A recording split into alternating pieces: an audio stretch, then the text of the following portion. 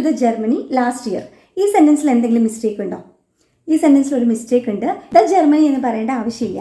ഭൂഖണ്ഡങ്ങൾ, രാജ്യങ്ങൾ, സ്ഥലങ്ങൾ ഇവയുടെ മുമ്പിൽ ദ എന്ന ആർട്ടിക്കിൾ യൂസ് ചെയ്യേണ്ട ആവശ്യമില്ല. ദ താജ്മഹൽ, ദ രാജ്ഘട്ട്, അങ്ങനെയൊക്കെയുള്ള വിശ്വവിഖ്യാതങ്ങളായ സ്മാരകങ്ങളുടെ മുമ്പിൽ എന്ത് ചേർക്കണം? ദ എന്ന ആർട്ടിക്കിൾ യൂസ് ചെയ്യണം. ഔദ്യോഗിക സ്ഥാനങ്ങൾക്ക് മുമ്പിൽ ദ ഉപയോഗിക്കും.